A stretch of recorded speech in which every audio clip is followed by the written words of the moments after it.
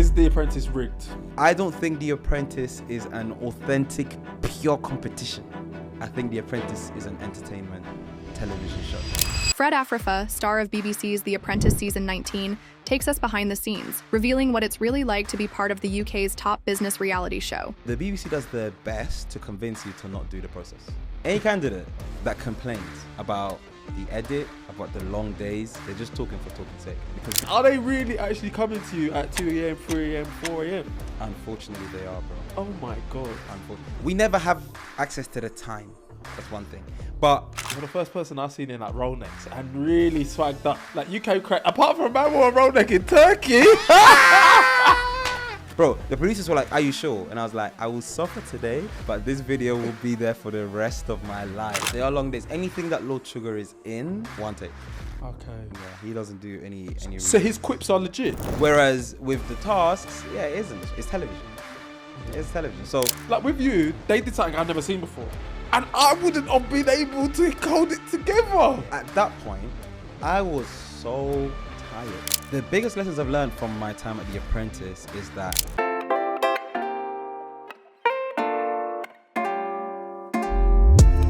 Hi guys, welcome to another episode of What My Best Friend Does, where we talk to best friends in the hope of inspiring you to take immediate action. Guys, today I'm joined by my best friend, the Apprentice candidate and founder, Fred. Welcome back to the show, my G. part two. Part 2. For those of you who haven't seen part 1, you got to go back and see it, because today we're not talking about Fred's journey. We know to come up. People who tune into that, by the way, the most viewed video on the platform. I love it. So guys, if you haven't done so already, make sure to go back and check that episode out. Today, we're talking all about Fred's experience on season 19 of The Apprentice. Yes, sir. Bro, I'm just getting straight into it. Let's go. Why?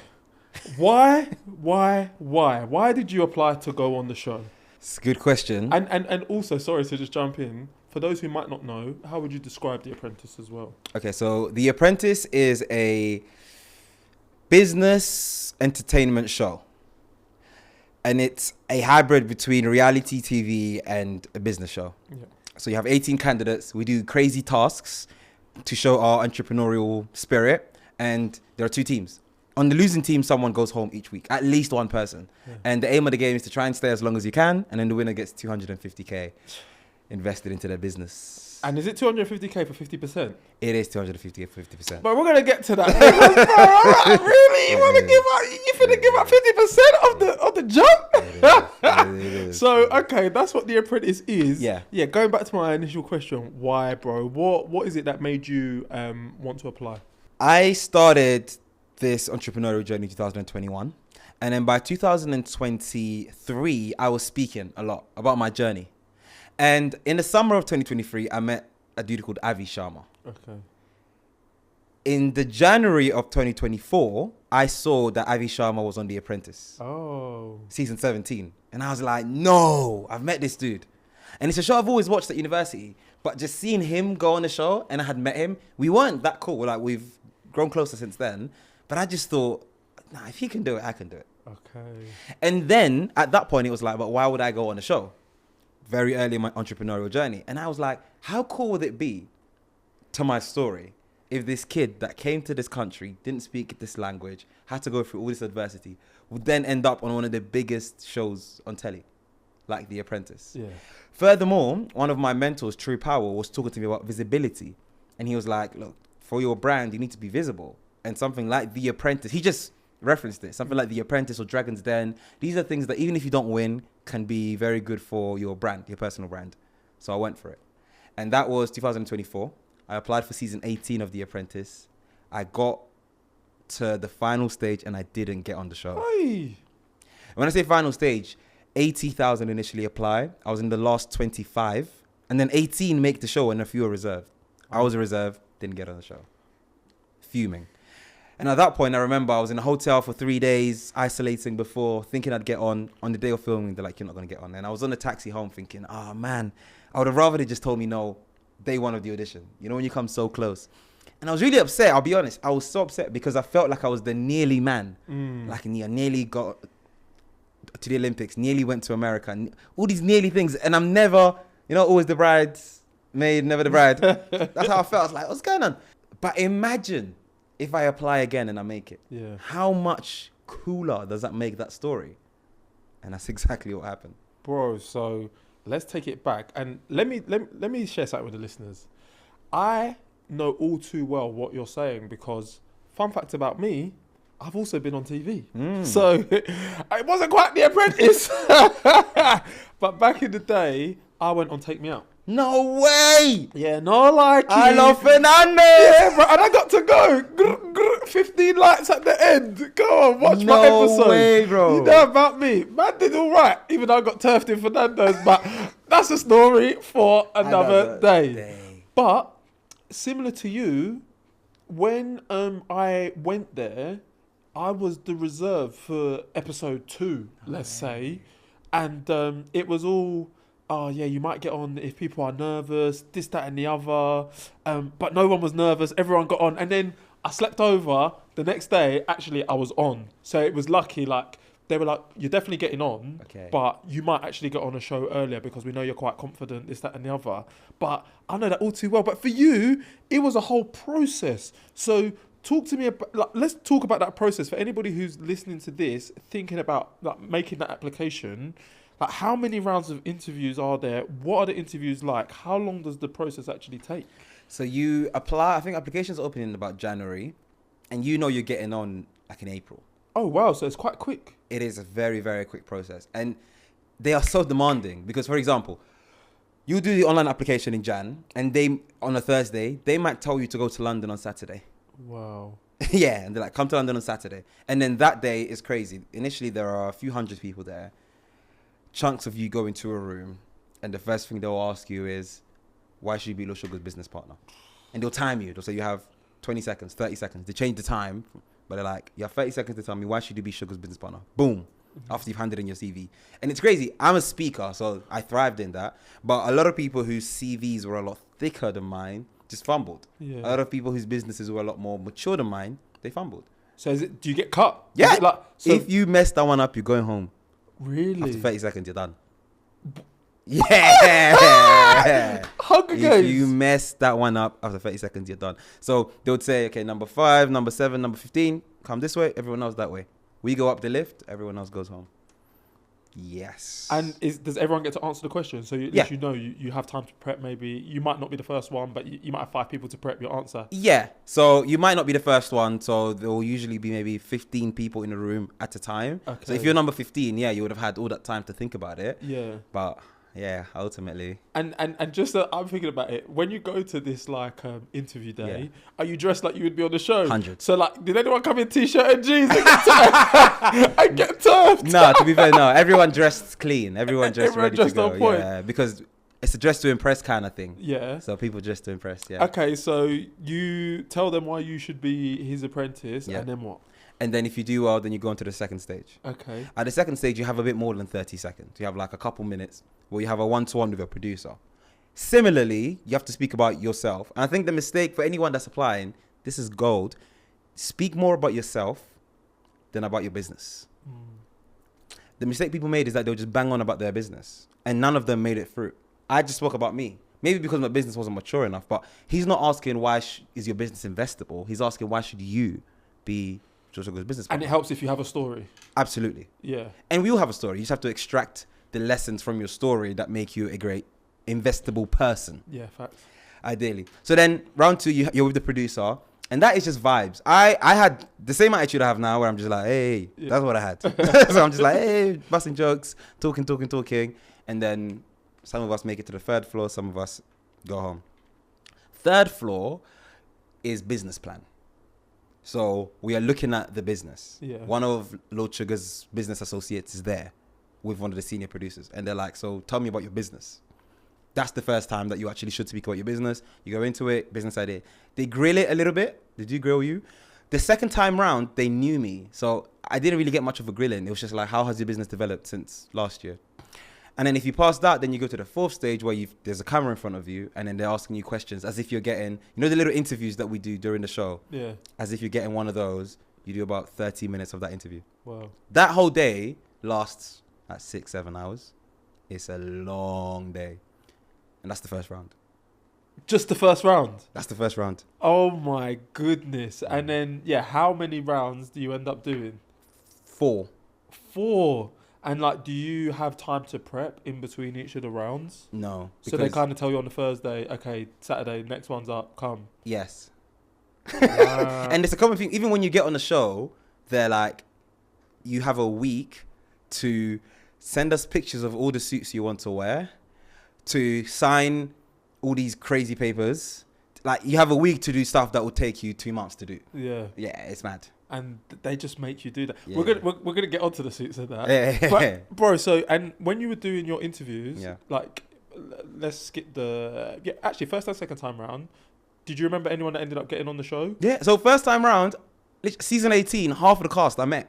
Is it? I literally met half of the cast in the auditions. I met Phil, I met Verdi, I met the dentists, Paul. A lot of them actually met, yeah. And then 19? And then 19, the craziest thing about 19. On that day, so I was just oozing confidence, innit? I'm like, I'm doing it this year. I know exactly. Yeah. So there are a few people that I helped. And I was just I shouldn't even help you because these guys are my competition. But I was like, cool. The first person I helped, Amber Rose. Wow. She sat next to me and she was wearing all red. And I was like, oh. And I hardly spoke to anyone, but we got talking. She said she had a shop in Croydon. I was like, no way, I'm from Croydon. And then we just chopped it up. I hadn't been to a shop before. She's like, oh. And it's so funny. She's the first person that ever told me, yeah, follow my TikTok. And I was like, I don't really use TikTok. Like, Instagram is usually my thing. But then after I understand why she said that, she's famous on TikTok. So Amber Rose, I helped. Second person I spoke to, Dean. Wow. And when I say I helped them, I told them, I did this last year, expect this. Third person I spoke to, Mia. It's crazy, bro. And the last person I spoke to at the end, when I finished, it's so funny, because now that I know him, I'm like, of course. He was literally a bit lost. He's like, where am I going? And I was like, are you here for the Apprentice thing? He's like, yeah. And I said, I just finished it. It's in there. This is what to expect. Bang, bang, bang, bang, bang. Jana. So on that day, I spoke to 4 people. Those are the only 4 people I spoke to. And each and every single one of them made it on the show. Wow. Crazy. And I didn't know until the first boardroom, and I'm like, there is no way that all the people that I helped are here. Did any of them say thank you? Yes. They did? They did. Hey, Dean, if you're watching this, make us some bread, my G. Man's out here giving away his wife's 25%. Make us a little something. That's a spoiler alert. Sorry, we went early. Okay, so I understand it. And like, so with each of the stages as well, let's just set the scene. It sounds like a lot of these are like one-to-one interviews. Were there many more group interactions after the first day? Second day is all about groups. So it's basically, you're on the show now, and it's boys versus girls, and there are, I don't know, 10 guys, 10 girls, and we're doing activities as if we're on the show with 1 million cameras there. And we're doing about 4 or 5 different tasks on the day in a group for them to see the dynamic. Wow. Yeah, and that is, oh man, that is so brutal. Because everyone is trying to get on the show. So everybody wants to shine. Oh my gosh. That audition is 5 times worse than the show, bro. Because everyone is doing the most. We may have a task like create this IKEA chair, just build it as a team. And everyone's shouting, everyone wants the camera to be on them. Sorry. One guy ripped to shreds the IKEA workbook, and then he was like giving everyone, it was just too much. And it's actually quite difficult to shine in that because it's just pure chaos. So to somebody who might be watching this and applying that in the next season, like, what do you think you did that helped you shine the first time round? And how did you apply that to the second time as well? The first time round, I did it both times. I tried to be the timekeeper. So I tried to differentiate myself from everyone else. So I was like, okay, guys, they've given us 30 minutes. So I'm like, guys, we've got 10 minutes left. Guys, we've got 15 minutes left. That's gold. Bro, you're taking long. We got 10 minutes left, guys. And I was the guy who was timekeeping. Yeah. And that made me stand out. Love that. Yeah. Love that. And then throughout, like, I mean, it's a grueling process, it sounds like. Was there anything else that, like, really stuck out to you where you're like, raw, that's caught me unawares that you could help shed some light on? They do the BBC does their best to convince you to not do the process. Okay. Any candidates, they probably listen to this, it is what it is. Any candidate that complains about the edit, about the long days, they're just talking for talking's sake, because they warned us 1,000,000 times. The senior producer of entertainment at the BBC literally sits us down before we even know we're going to get on. After the second day, he's like, I'm going to tell you now, and some of you will still complain if you get on the show, but at least I can say, I told you so. He said, when you watch it, it's not going to be as if you did it. It's going to feel different. You're going to have really long hours. You don't really eat that much during these times. Mm-hmm. We're going to be filming a lot. It's going to be very stressful. You're not going to speak to your family that much. All the information up front, they're just like, they try and convince you to not do it. He's like, I know you guys are just going to nod your head. You want to get on the TV show, but I've given you every single thing that happens on the show that I didn't know was going to happen. They caught me unaware. yeah. And then, all right, so we get onto the show now. Yeah. Like, when they call you the second time round after you'd been through once, and then, this time round, like, what is that experience like the second time round? They got me because once you get to that final 25 where you're either a reserve or you're on the show, you find out via a Zoom call. Wow. And I remember I had work. So I had a gig and they said I should expect a call around 10:30. And my gig was like from 9 to 12. So in my head, I said, okay, I need to have a break at 10:20 for 15 minutes so that I can take the call. So I go on a little break and I'm there waiting and I'm in the toilet because I'm at an organisation in central London. I'm in their toilet and then I get the phone call and then the producers were like, so Frederick, we know you applied last year and thank you so much for applying again this year.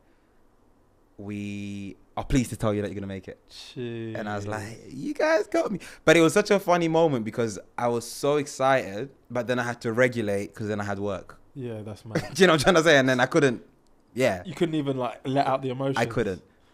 And then, okay, that's April. Yeah. When does filming start? May. Okay, so it's quick like... Yes! But that's good because you don't have to hold it to yourself. Yeah. But you do when you finish filming. Yeah. Because you have like 9 months. Yeah, because it comes out the next Jan, doesn't it? Finish filming in June, it comes out in Jan. Wow. Yeah. But anyways, yeah. You have a month, and that's what I mean. It's a rush, bro. You have like 3 weeks to do loads of things.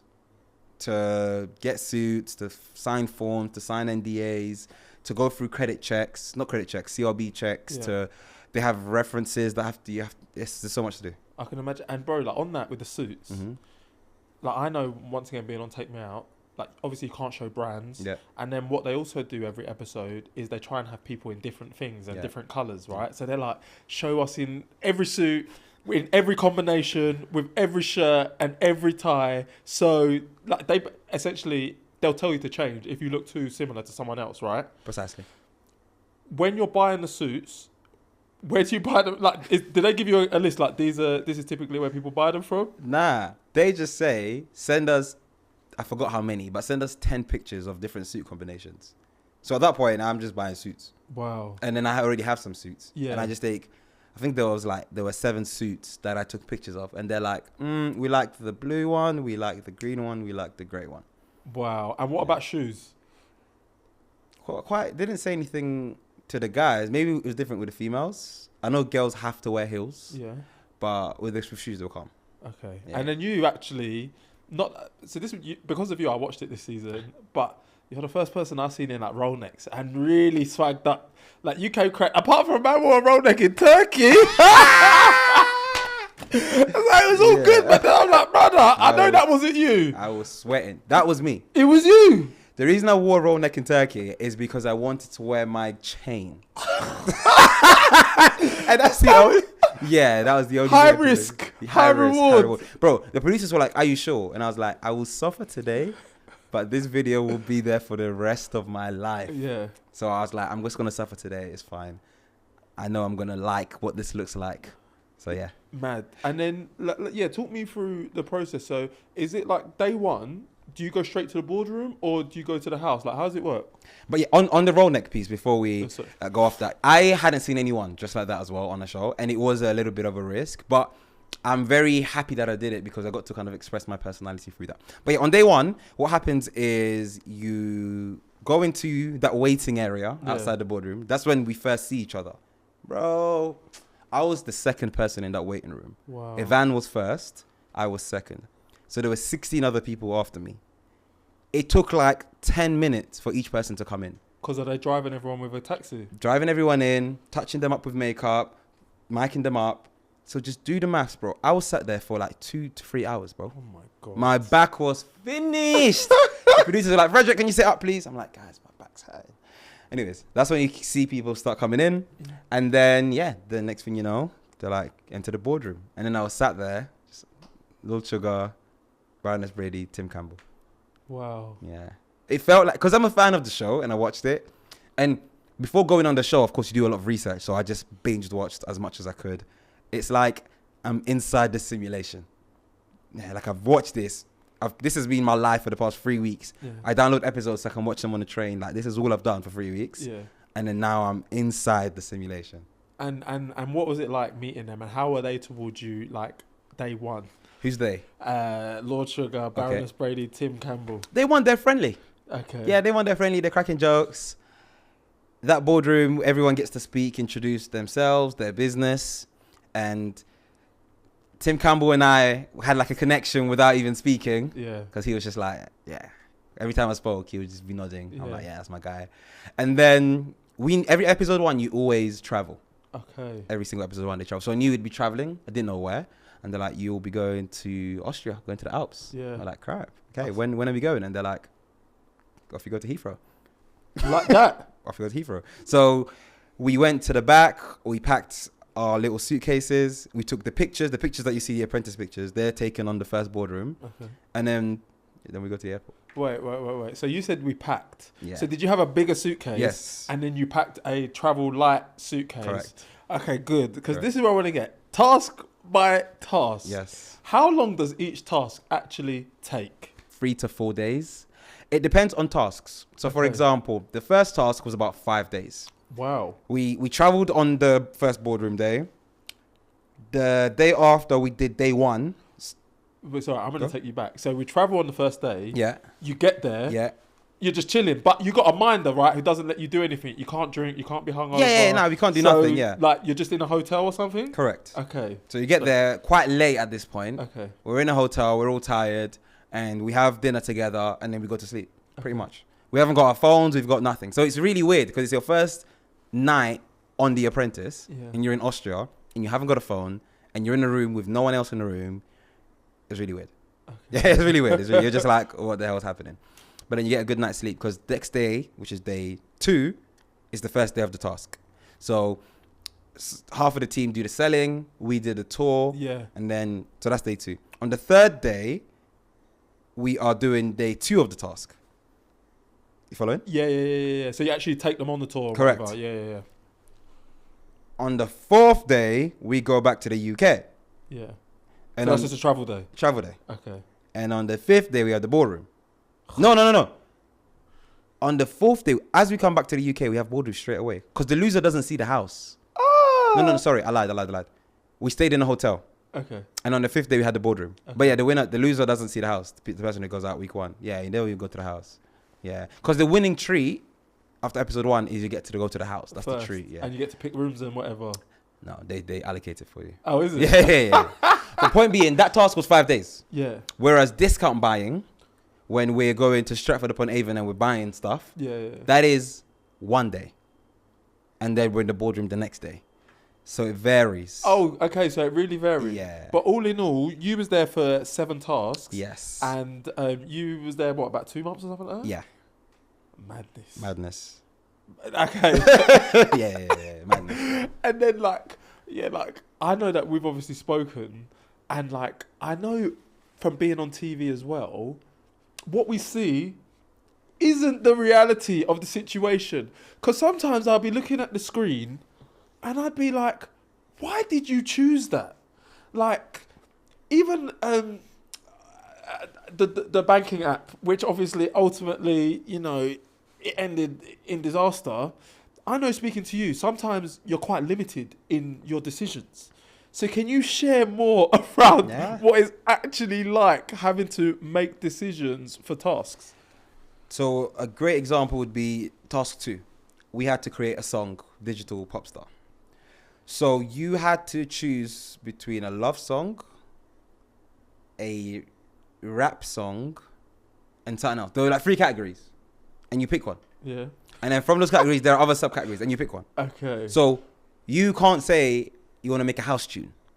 That's not in the brief. That's crazy. Furthermore, the brief is, bro, some tasks, the brief would be 50 pages, and you have like 15 minutes to read the brief. Really? I wasn't reading it. Yeah. You're just scrolling through, you're just trying to get the gist of it. So for example, with the song, I wrote a whole song that I couldn't use because in the brief it said I couldn't name drop any famous people, and my thing was littered with famous people. Yeah. And when I delivered it, producers are like, "Oh, you can't use that." I was like, "What?" They said you should have read the brief, and then we had 10 minutes left.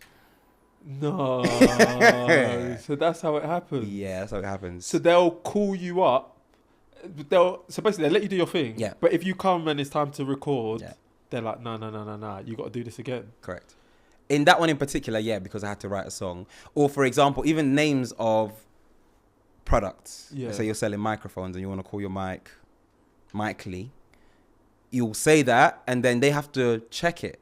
They have to make sure that it's not already registered, make sure that it's not copyrighted. That takes some time. Yeah. So if they're like, okay, pick Mike Lee for now and pick something else as well. And then last minute they say, you can't use Mike Lee, you got to use the other name. Yeah. The other name's crap. Yeah. But you can't use the name that you originally wanted. Do you know what? This makes so much sense. And is this why, sometimes people run out of time and stuff? Because there was one that I saw, because I've just been watching them ahead of this episode, and I think it's Anissa and Jordan.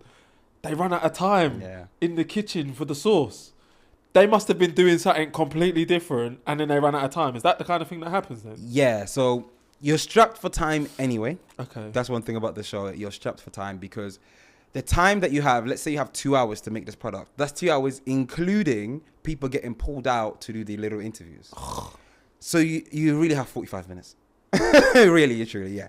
So that always happens. I wasn't there for that task. Yeah. But it would have been, they wouldn't have purposefully taken that long. Yeah. They would have probably just sprung it up on them like, guys, you ain't got that much time. And then they were trying to do the consistency, probably wasn't working. And next thing you know, they're like, yeah, guys, you're done. Yeah. Once time is up, time is up. Yeah. Yeah. And they just stop you. And they just stop you. And in terms of like the actual recording, right?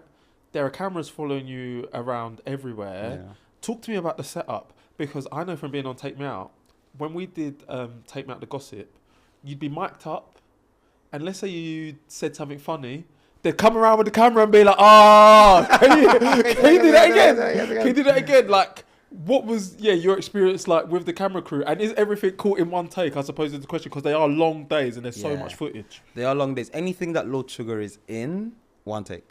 Okay. Yeah, he doesn't do any So his quips are legit? When he's in the boardroom and that, and he's like, oh, more like, no. Yeah. That's real. He must have them written down though. Yeah. Okay. He's got them written down, ready to say. Yeah. Okay. He's got it written down, but that is all one take. Okay. Yeah, that is all one take. Whereas with the tasks, it isn't. It's television. Yeah. It's television. So us walking into the taxis, we're walking into the taxi 6 times. As a watcher of the show, I know, bro, this is going to last 0.1 second. Yeah. But the producer just wanted to get the right. So you walk from the taxi this angle, you walk to the taxi from that angle, drone shot, us getting out the taxi, and yeah. And then, so actually, it's funny you say that, because I had another question on that. Like, when everyone gets fired, is there multiple takes? And the reason I ask is because I would be seething. Like, everybody's like, thank you, little sugar. Thank you, Brandon. I'm like, they must have done multiple takes, because I would be fuming on take 1 and I would just get up and leave. Like, why is it always so clean? Like, with you, they did something I've never seen before. Mad. And I wouldn't have been able to hold it together. Yeah. So the context to speaking for myself was that at that point, I was so tired. Yeah. Bro, I've been doing, for 7 weeks, I've been filming 12 to 15 hours a day. Not sleeping much, not eating much, speaking to my family for 10 minutes a week. At that point, broski, it had done my head in. Like, of course you're in it to win it, but also remember why I went into it, bro. I didn't go into it for investment. I went into it to add to my story. So what I truly, truly wanted out of The Apprentice is both trips, because I know you're going to go on 2 trips. Yeah. I wanted both trips, and I wanted to get close to Final 5. So I got to week 7. At that point, I was quite content. You've had good airtime. I was quite content. And as you saw, I put my front foot forward every single task. Then you lose as project manager, you know there's a 50% chance you're going. Yeah. So even, it would have been good to be in the bottom 3 and at least fight it out, because I feel like I could have potentially took my way out of it. But bro, at that point, I was just like, I was disappointed. I was disappointed. But I was like, yeah, let me go home, man. It's blessed. Because some people do like try and fight it. And spoiler alert, yeah, so Fred gets up to week 7. Yeah. Yeah, but if you've not watched it by now, it is what it is. Do you know what I mean? It is what it is. And Lord Sugar actually fires him. But he fired you, I feel, because you brought the wrong people back into the boardroom. Correct. So when I'm watching that, I'm like, you have to bring back Kia or Mia. Because Mia's the one who decided on the dog, which is for 3-year-olds. Yeah. Kia, he refused to take accountability, which I think Lord Sugar hates. Like, Lord Sugar kept trying to prime, or that's at least what it looks like on TV. Like, just say that you did swag in in the presentation. Say you did swag, and when you didn't bring either of them, like when you said like Dean and Anissa, I think it is Malika. Oh, Malika, sorry. I was like, no, not both, not both. It's probably Dean, yeah, Dean again. So Kier's pitch was good. Was it? In real life. On TV, it was bad. Okay. As project manager, I looked at our product, I looked at their product. I didn't think their product was good. Yeah. They had this treasure app thing. So when I think about why did they get investment and we didn't? In my opinion, it's because our app had no financial literacy. Yeah. Our game had no financial literacy. If our game had financial literacy, I think we would have 100%. That's Dean. Yeah. So that's Dean. So I know Dean was always coming back. Who's the second person that's coming back? I am not in the sub team. So as the viewer, you can see that Malika and Anissa are trying to do the right thing, but Dean's like, no, shut up. I'm going to do my thing. I'm not there. When I say what the hell went on, Dean is like, yes, I messed up, but I was trying to do it all myself. Malika's just chatting the most. Yeah. And she's just arguing me the whole time. Yeah. And I'm like, what do you mean? I'm like, bro, I'm trying to do it, and Malika's just arguing me. She's not helping me. If I had seen it, I would have seen that that wasn't necessarily the case. She was actually trying to help. Yeah. But from my perspective, it's, okay, you were sub PM, you messed up, and you, Malika, what the hell? You were supposed to help Dean, but you didn't. Mia did a lot of the work. So even though the thing that didn't look mature enough, she did a lot of the work. And then Kid didn't do anything wrong. Yeah. So from my perspective, that's why I brought back Dean and Malika. Yeah. Even with that though, people bring back the wrong people all the time. Yeah. They don't get fired before they bring them back. Yeah, it's crazy. They wanted Kay gone, but the truth is that's because of some off-camera ish. Oh, that's tea. There was some off-camera stuff. Okay. He pissed off production. Really? Yeah. Wow. He pissed off production. Because he did nothing wrong. He shouldn't have gone. Even if I'm project manager, I lose. It's fine. Kay pissed off production. Did you know that at the time he was pissing them off? Yes.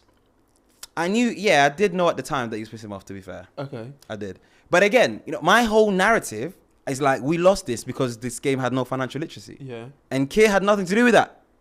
But I hear you. Yeah.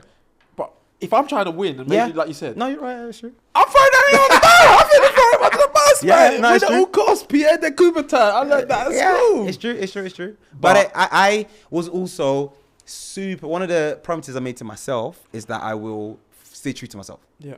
Because what is not seen also on the show is that when I initially pick Dean Malika, Lil Sugar looks at me and he says, what about that guy? And he points at Kier. Wow. And then Baroness Bailey starts talking about Kier. Tim starts talking about Kier. And then he asks me again, so Frederick, who are you bringing back? Yeah. That was them nudging me to say, Broski, that one. Yeah. And I said, those two. And then Lil Sugar was like, I don't like wasting my time. It is with regret. You're fired. Mad. And then 5 minutes later, I see Kier come out, ripping out his tie, fuming. And I was like, double firing. I understand it now. You know what I mean? I understand it now. Yeah, the lethal shooter. Yeah, I understand it now. Wow. So that explains my firing. Yeah. But I am happy that I stay true to my thing because, you know, in that moment I could have changed. But you just never know in life. I have no regrets in life because you just don't know what happened, right? Imagine the look of that I'm gunning for these two, and then all of a sudden they might not show Lord Sugar saying, "Are you sure?" I'm saying, "By the way, I've changed my mind. I'm bringing back Kier." Right? And obviously he would have been really pissed off. Now it's me versus Kier. Bruv. And also, I would have rather gone down the way I went down. Yeah. My biggest thing on the show is that I didn't want to be that person that people are like, how is this still on here? There was a few of those. No shade, by the way. Just it's the way the cookie crumbles with the edit. Yeah. I didn't want to be that guy. Yeah. So I'd rather leave at 7 when everyone is like, you did not deserve to go. Mm-hmm. And I left as a hero rather than stay long enough to be a villain. I love that. Love that bar. And on that, in terms of like the camera representation, a couple of questions. One, you kind of said it there. Like you feel like you were well represented on the show. Who was the most misrepresented from your experience versus what you saw on the show? Because and I'll just like talk from my experience because I finished watching the last few episodes over the last few days.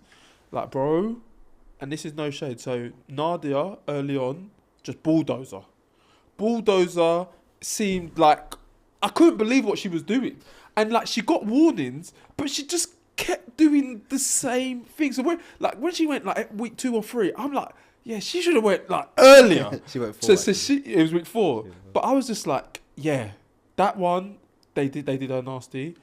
Malika, with her, you didn't see too much, but one day it's like she's talking and they don't listen to her. Next week it's like she's a distraction. And I'm like, where did it go from they didn't listen to me to now you're disruptive and then she's gone? I'm like, what the hell is going on that the narrative changed from one week to the other? And then the other one is my guy Liam, man. Like Liam, he got the Hoover thing. And the thing is, with the public speaking thing and the pitches, I put myself in, I would have done the exact same. So like, no shade on him because fair play for putting yourself forward.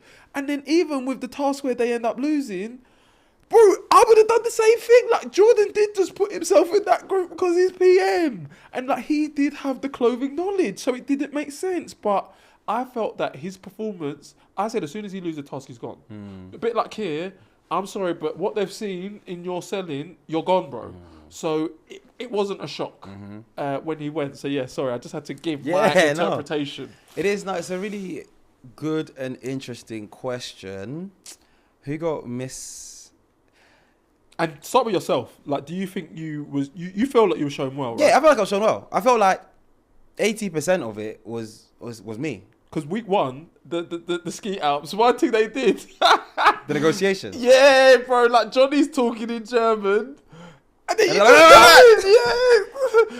in real life, both Ambrose and Liam spoke to the client. Okay.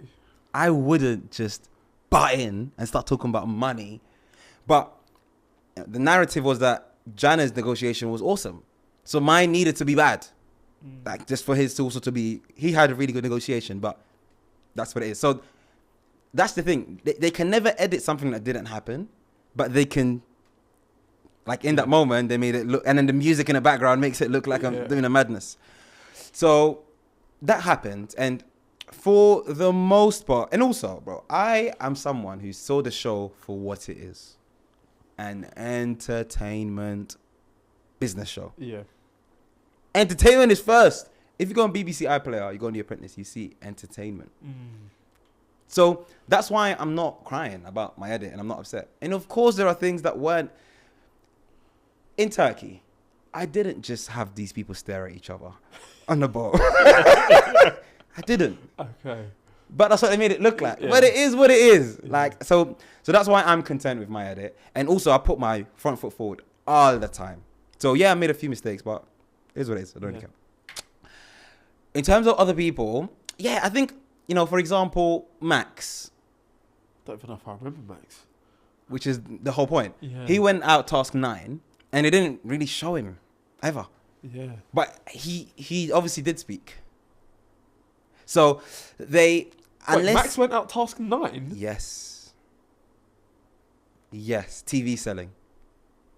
And he was with Dean on the, and he decided to buy the. Oh yeah. Sorry, tennis guy. Yeah, tennis tennis, guy. Yeah, correct. sorry. Correct. Yeah, Max. Yeah, sorry. I remember. Yeah. But that's my point. That he got done dirty a bit because they made it look as though he didn't contribute whatsoever. Yeah. You know, but an important thing to understand is that as a viewer, you watch the show, you watch the tasks. Yeah.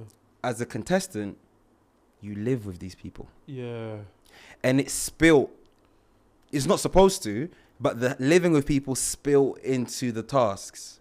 For example, Bayo and Frederick, we may have a disagreement in the house.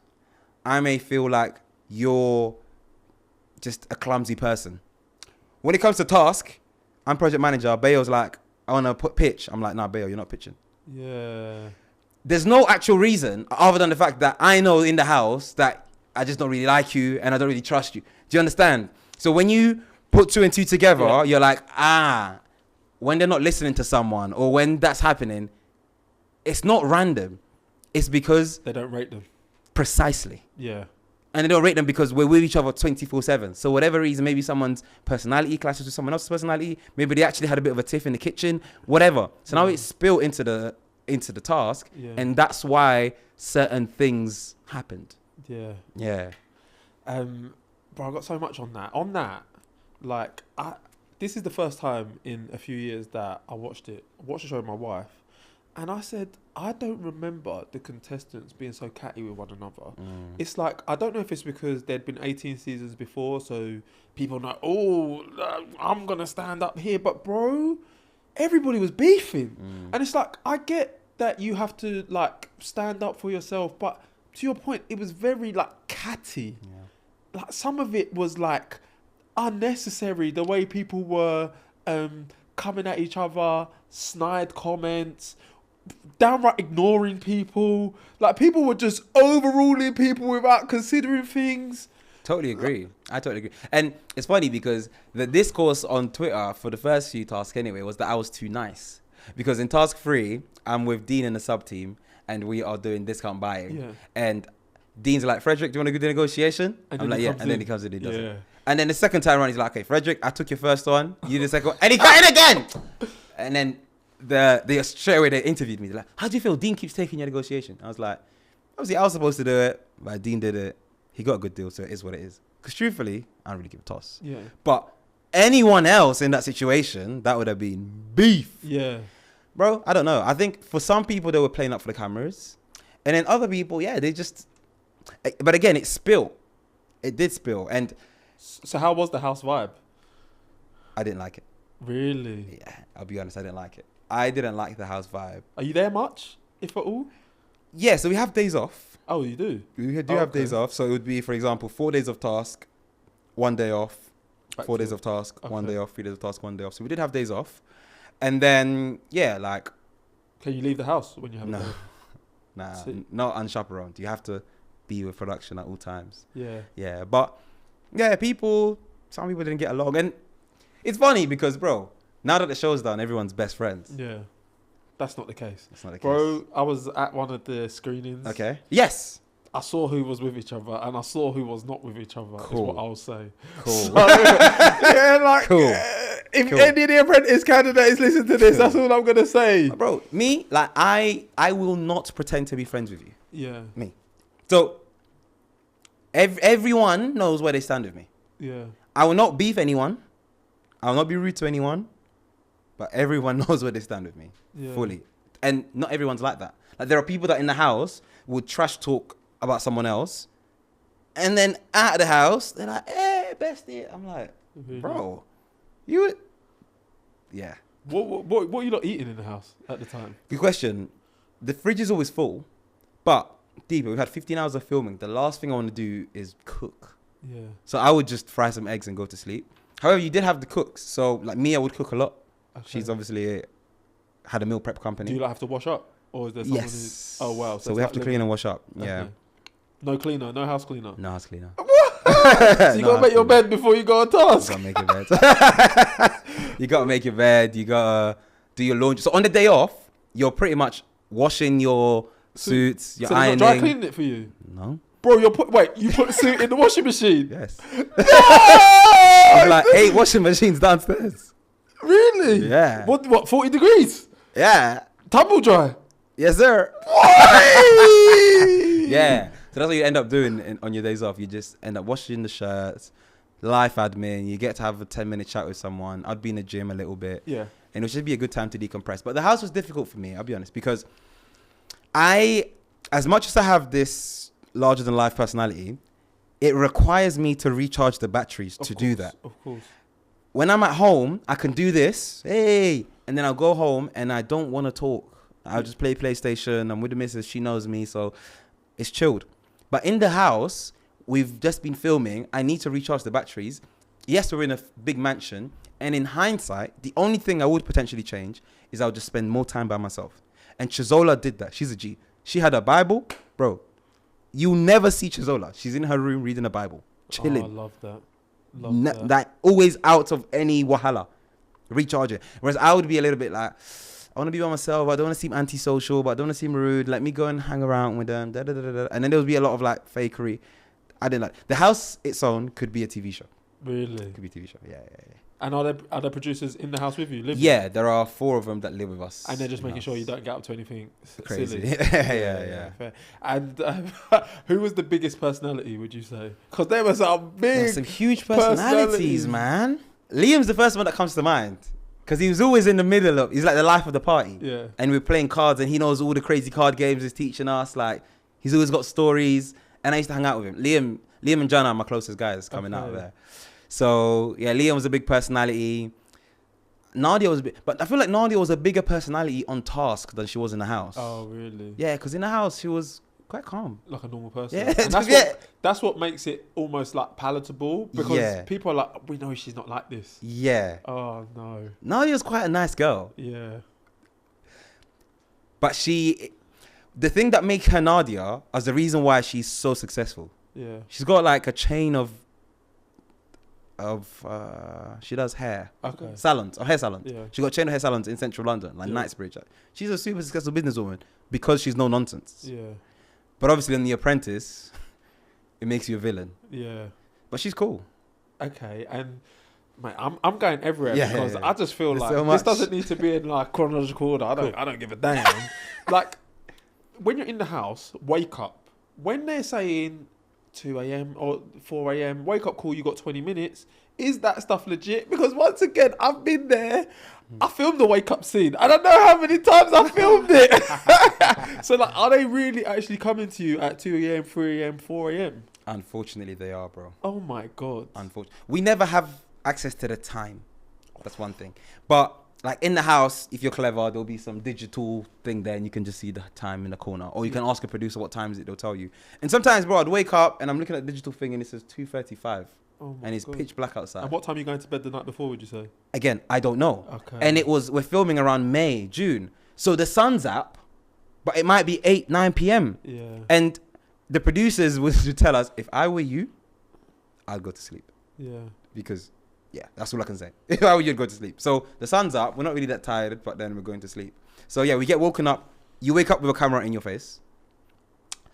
You can kind of hear the people running up the stairs because the boys are top floor, the girls are 3rd floor. It was a 4th floor mansion. So sometimes you can hear the girls getting woken up and then you're like, oh, no, like it's on the way coming up to us. Sometimes you're so tired you don't hear it. Yeah. And then the first thing is like, the lights are on, the camera's in your face.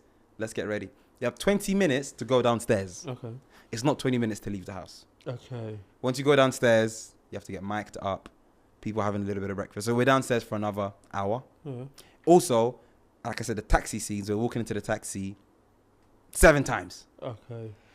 So this is why it's dark when we get the call and it's light by the time the taxis are gone. It will just take so long. It takes ages.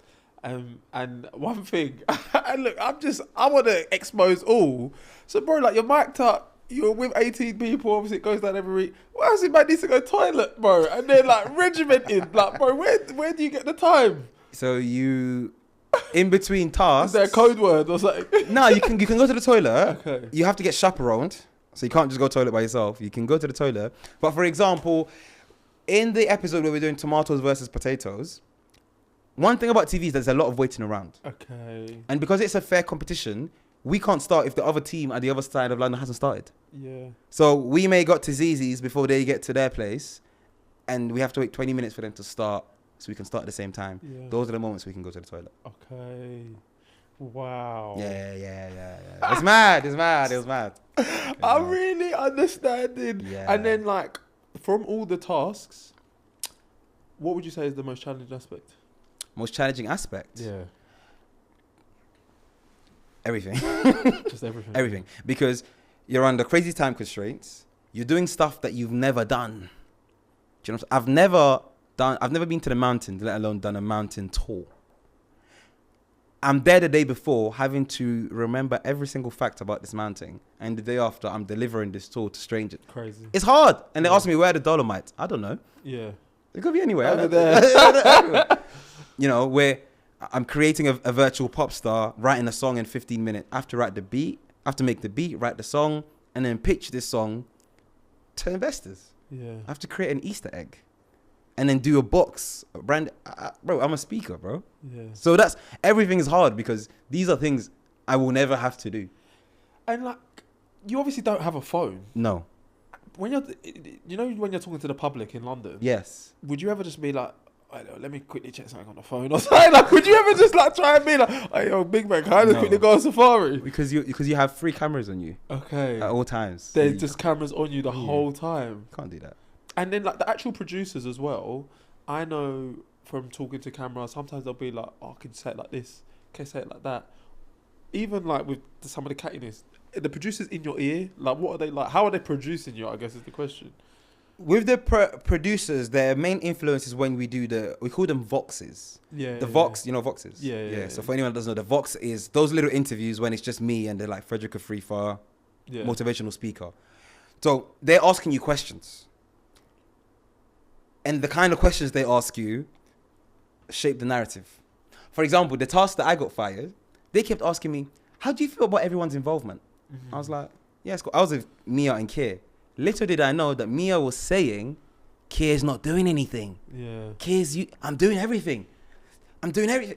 So when they're asking me, what's your involvement? They're starting to create that narrative that Keir was useless. Yeah. But I was like, yeah, cool. They're like, you happy with Keir's involvement? I'm like, yeah, it's cool. Happy with me? Yeah, it's cool. But yeah. so you can see how that's, and then when they start asking you these questions, you start to think, so what were they saying in the voxes? Because we're never there when other people were doing voxes. Yeah. So then that's when the producers have the most influence. Okay. And then, like, we get into the boardroom, right? How many times were you in it, bro? Like, in the final 3. I was final 3 once. Okay. Well, The week before? no, so task 5, Yeah. Jana left. Yeah. So then we were all in trouble. And then week before I was in the bottom 3 in task 6, and then task 7 I was gone. Wow. And, yeah, like, talk to us about that boardroom experience. Like, when you win a task, when you lose a task, what are the emotions you're going through?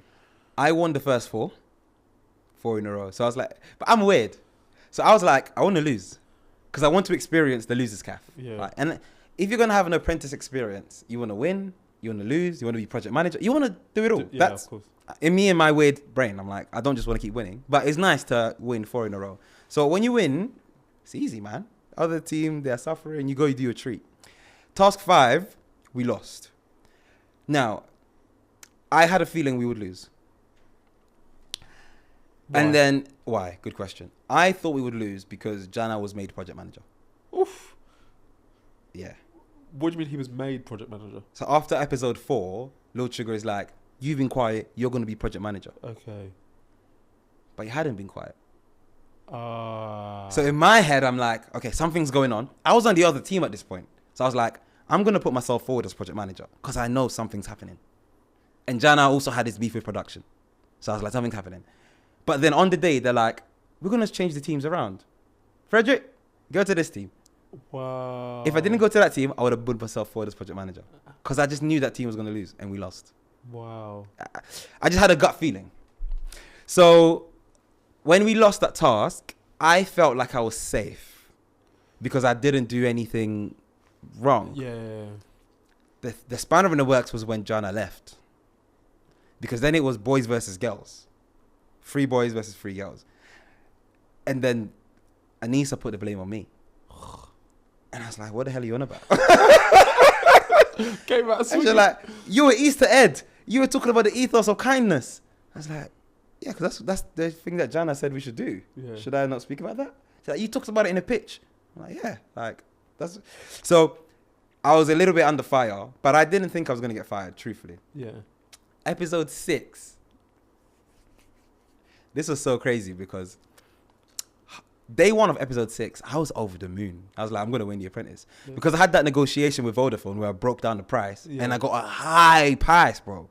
I got 4,000 euro. Yeah. And I knew the other team, because they give you an average of what these things usually cost. And I think the average of these things is like 2,500 for 10 people. So I got it to 4K. Yeah. I knew the other team didn't get 4K. And in fact, they didn't. So I was like, yo, like, that was amazing. I'm a genius. And I broke it down. I was so happy with myself. So then obviously the day after, it all went so badly. They expected luxury. Do you get it? And then in the boardroom, we had no idea if we had refunds and stuff. But then we got the refunds. So Chizola perspective, she didn't know who she was going to bring back. But because Lil Sugar kept banging on about my negotiation, she was like, I have to bring back Frederick. Yeah. But again, at this point, I wasn't that scared for whatever reason. Because I was like, fam, this wasn't that bad. Yeah. And Lil Sugar hated it. To this day, I think you were talking about the Savvy Wallet podcast. To this day, I back that negotiation. I don't think it was a bad thing. Yeah. I think if we had won the task and we had delivered, it would have been fine. The problem with that, for anyone that hadn't watched it, I negotiated with Vodafone and I broke down the price of an away day rather than give a full package. So I said, the meal would cost this by itself, the team building would cost this by itself, the activity would cost this by itself, but together we're going to give you this package. Because I gave them the individual prices, they were able to negotiate against those prices. Yeah. So they would say, Frederick said the meal was 150. We didn't like half of it, so we want 50% off the meal. Yeah. But I would say, like, from what we saw, yeah, they hated the price, but I think they hated it because it was like they're expecting luxury, VIP, and then it was on a boat, no? And like there was all sorts happening. It wasn't luxury. And is that once again because of the categories that you got to pick and the subcategories, or? The thing is, okay, you can't overpromise and underdeliver, 100%. But as apprentice candidates, we don't actually know what we're selling. Yeah. Do you understand? I don't know what they're selling. So one team did the hot air balloon in Cappadocia. Which is sick. Yeah. Bruv, you're not going to get any refunds. The other team is on a Jeep going up a mountain in the heat. And I wasn't in that Jeep, but I heard that there were no facilities and the people needed to go to the toilet. Yeah. So of course you have to get off the mountain. Yeah. Do you understand? Is so that why they called it early? Wow. I wasn't there, but that's what I'm But hearing. that makes it feel like they kind of know who they want to win every week.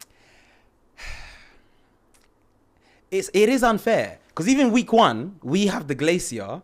Them man were riding bike through the woods. Yeah. Our thing was way better. Do you know what I'm saying? So, yeah. Within the teams, they don't know who's going to mess up. Yeah. So I don't think they know who's going to go every week. But is The Apprentice rigged?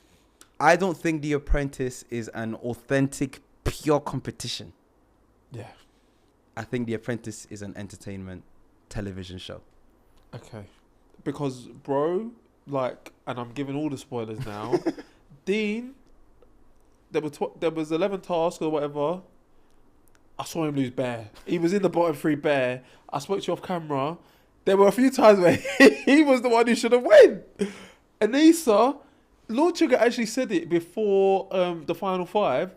She lost 8 of 10. Yeah. And also, like, I was watching it with my missus even last night, and I said, look, it's one thing putting yourself forward and getting it wrong, but I said even the final task, I'm like, it's one too many. It's one too many. How? But then when you get to the final 5, they're all like, oh, she's incredibly smart. She's incredibly smart. So the narrative had already been built that they liked her. Do you get what I mean? Yeah. Anissa, the reason I thought Anissa would be final 5 is because task 1, she put herself forward as a project And manager. then task 2. I've never seen that before, and I was like, are you crazy? Yeah. Because if you lose as PM, you're probably going to go home. Like, my strategy was, I'm not going to be PM till later. Yeah. I'm still going to contribute. So the fact she did that, she gained instant respect. And the fact she lost the first one, and the second one she won it, they didn't show it, but she was like, Lord Sugar, I told you. The first time wasn't my fault, and I wanted to prove to you that I'm a G, and I am a G. So thank you very much. That's sick. It was mad. I was like, in my head, I was like, fair enough. This girl's sick. She's going to get to the final 5. Yeah. So I think that just carried her along. Yeah. And it's a risky strategy, but it paid off for her. Yeah. Furthermore, she's smart. Like, she's got 12 A stars. She's academically clever. She went to London School of Economics, and they liked that a lot. Yeah, I know. Yeah. I know, bro. Like And there's like no shade at her, Yeah. but like once again, I don't think it was a meritocracy. Like I was telling you off camera, I thought Mia was flying through. He was. When he shot. Also, I thought on BBC iPlayer, I saw her in the picture in the final 5. So in my head, I was like to my missus, "Oh, we know Mia's through." Like when he fired her the week before, I fell off my chair, bro.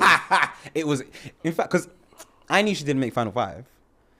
But I'm watching the show and I'm like, how is she not gonna make final 5 as a viewer? Do you get it?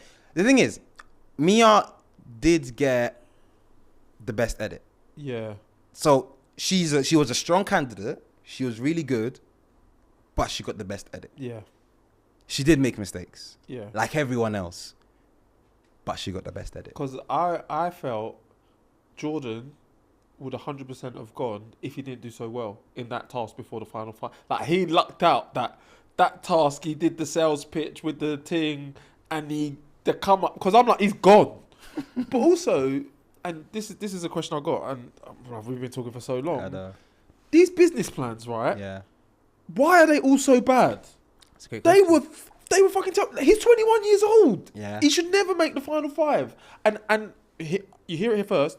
I think he's going to be the first person to go on The Apprentice twice because he's so young.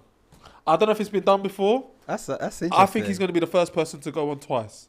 I don't think he'll go on maybe this year. Give it 5 years. He's 21. You reckon he's going to But go bro, back why did he? He was too young to be in the final 5, bro. And I know we're not ageist. Mm. I guess I would say his business was too young, in a sense, because you can be 21 and maybe you started at 18 and you're smashing it. But yeah, I think his business was too young, and I guess I don't know where he's at with his business. I think he started a new business. Yeah. I don't know where he's at. But what was the original question? Like, why are all the business plans so bad? Firstly, within that 3 weeks that you're buying suits, that you're getting credit check, that you're getting CRB check, you're also doing your business plan. So for a lot of us, I don't walk around with a business plan. Yeah. Do you get it? So for a lot of us, that we're just creating a business plan for the show. Yeah. Number 1. Number 2, the objective of Final 5 is to berate business plans. Yeah.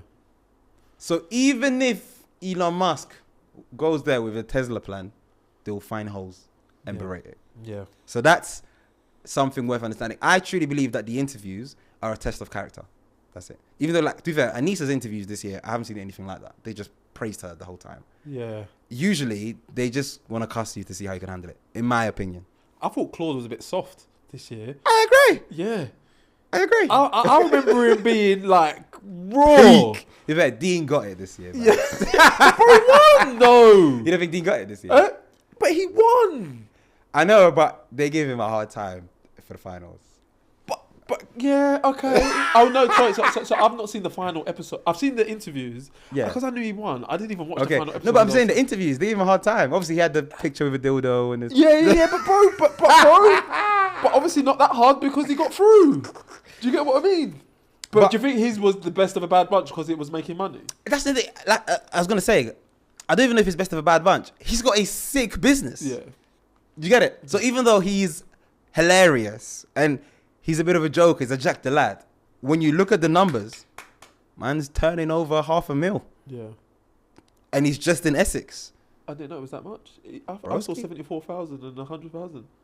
That is net. Okay. Oh, the turnover was serious. Yes. Okay. That starts to make more sense. And they have like 2-3 people in vans. So he's like, give me another 2-3 people. That's $1 million turnover. Do you get it? So, and then when you look at everyone else's one, Chisola's was an idea. Yeah. Which they cast on the show, but she's been getting investors in the DMs, by the way, which is mad. So Chisola's, and then Jordan, I agree, he was too young and his idea was too young. They did Amber Rose dirty. Yeah. I don't think they're smart. Okay. I think if they were clever, because they didn't understand the bubble tea thing. Gee, that girl's shop. Did you see her launch? No. My goodness. She launched her shop. The queue, bro, was like, I've never seen. I lived in Croydon. But that's because she was on a show, right? Or the show helped? She was an influence. She had like 700K followers before. Oh, wow. And she already had a successful brick and mortar store, Asian convenience store. Oh, wow. So she, she's sick. Yeah. She's sick. They didn't get the bubble tea. But my point is, Jordan wasn't going to get to final 2. Chizola, they didn't really rate the idea. And then Amber Rose didn't understand the idea. Yeah. So then Anissa and Dean. Yeah. I think looking at those final 5, I was going to say I think they were the right finalists. Low key, this might be controversial. Let me just say it. Low key, I think the final should have been Dean and Amber Rose. Okay. Looking at businesses. Yeah. Yeah. Knowing what you know as well. Yeah. Wow. And I rate Anissa. I actually really like Anissa. And she's doing bits. So do I. Yeah, and she's representing 12 A stars. Yeah. Not to be trifled with that. Yeah, no, I rate Anissa highly. Yeah. But okay, if I was on the other side, I would have had Dean and Amber Rose in the final. Fred. And like we don't actually have that much time left because we've been chopping up too much. But obviously you have this amazing experience. Yep. You get good airtime because I don't remember who went out week 1. I only remember Nadia from week 4 onwards. So like you get good airtime, 7 episodes. What has life been like now, right? Because like you said, to your point, you came on to get exposure for the business. Maybe you didn't necessarily need the investment. What has life been like now? The show has definitely added fuel to the fire. Yeah. Which was its intended purpose.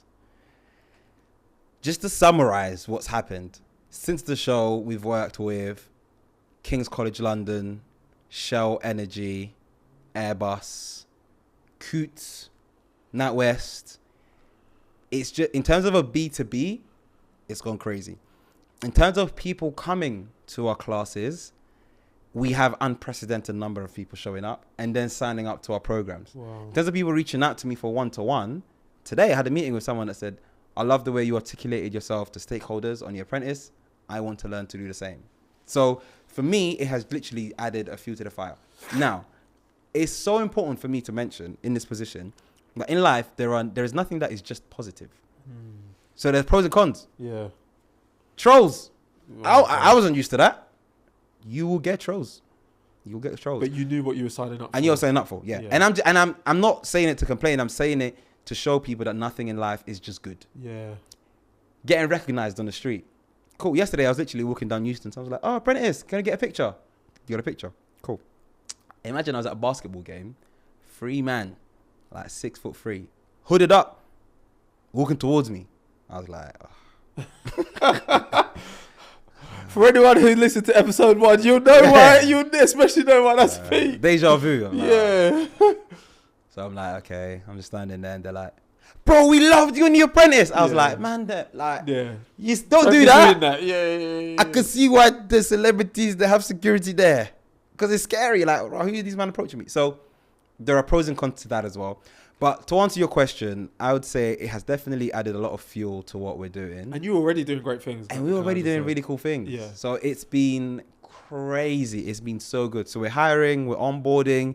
In November, we're going to go to Dubai to run a masterclass over there. Wow. In the UK, we're working with some of the biggest organizations. I'm meeting some incredible people. So I'm enjoying it. And like, just on that, like, I asked this question before, but I'll ask it again now the show has aired. Like, has your 5-year plan changed? Has it accelerated? Like, what is next for you in Believe in Greatness? That's a great question. I call it the Google effect. I want Believe in Greatness to have the Google effect. So Google is just a search engine. But it's such a prominent search engine that looking for things on the internet is now called Googling. Yeah. YouTube is just a video platform. But when you think about video online, YouTube. YouTube, yeah. When you think about communicating and public speaking, I want you to think about believing greatness. That's where I want to take this. And I want to be considered one of the top communicating coaches in the world. In terms of my 5-year plan, it's funny because I don't really have one. Yeah, fair. I'm just going to continue doing the things that I'm doing. What was in your business plan to launch? Year 5, 50 mil. The funniest thing with business plans is that it's just like a prediction. Isn't it? Yeah. But yeah, what I want to do is I just want the world to understand the power that they have, and that if they work on their ability to speak and communicate, they can change their life. Yeah. Now, as a business, we're leaning towards the fact that this can totally maximize your earning potential, because that's what we're seeing with the organizations and the individuals that work on their communication skills. The earning potential goes from this to this, because all of a sudden you're putting your hand up, you're speaking to the client, you're getting more attention, and attention is the new currency. Yeah. To get that, you need to be able to speak and communicate. So I just want to keep doing exactly what we're doing, and yeah, I'm just really happy with how things are at the moment. I love it, man. And yeah, just as we round out, like from the experience and beyond, what would you say has been the biggest lesson you've learned? The biggest lessons I've learned from my time at The Apprentice is that I cannot pour from an empty jug. And The Apprentice didn't teach me that, it just reminded me that. And it reminded me that because I reflect on how I was week 7, but I was a shell of myself. I was done. Yeah. And then actually coming back for the finals, Jordan mentioned it to me. He's like, oh, wow, you're back. Like, when just before you got fired, you weren't really speaking. You were just looking sad and tired. And now you're back to your energetic self. Yeah. That's because I had time to charge the batteries. Yeah. And now I take every single masterclass so serious. Yesterday, I had a 90-minute nap before my class just because I wanted to recharge the battery. So I take that recharging process so seriously now, because I know that without it I can't be the best version of myself. And the show just reminded me of that because it trained me so much. And then finally, for people who have listened to this, you know, fans of the show, potential applicants of the show, like, and they're looking for like a key piece of advice, or like what's the main thing they should consider before making, you know, that application for Apprentice, for any TV show, what would you say? Go for it. Roll the dice. Chizola told me that she was on the couch with her fiance, and he basically applied for her. He was like, you'd be good at this. She was like, And he just applied for her. And as you saw, she didn't even have a business going. She had the business going into it, but she didn't even go into it with her business. She just created a business idea. And you just never know. Same way when you apply for Take Me Out, I'm sure many people applied. They got in contact with me. Fair enough. But yeah, just roll the dice and go for it. You just never know, honestly. And I'm a true believer that if it's meant to be, it will be. Yeah. So go for it, roll the dice. If you don't make it, try again, learn from your mistakes. If not, keep going. But remember, The Apprentice is an entertainment business show. Yeah. And I put a highlighter on the entertainment. Fred, man, thank you so much, man. Where can people find you if they want to learn more? Anywhere. That's my favorite question now because ChatGPT knows me. So if you just type in my name anywhere on the internet, you'll find me. Instagram, LinkedIn, YouTube. So reach out to me whatever way you can. God. And to the listener who's got us to this point, we just want to thank you guys. Hopefully, you know, that gives you an insight. You know, we're taking you behind the curtain of The Apprentice. If you want to learn about more TV shows, let us know in the comments. What other shows, what other people should we interview? All right, this has been another episode of What My Best Friend Does. Make sure to leave a like, comment, share at WMBFD Pod. If you don't know, now you know. Now go outside and take some action. Over and out.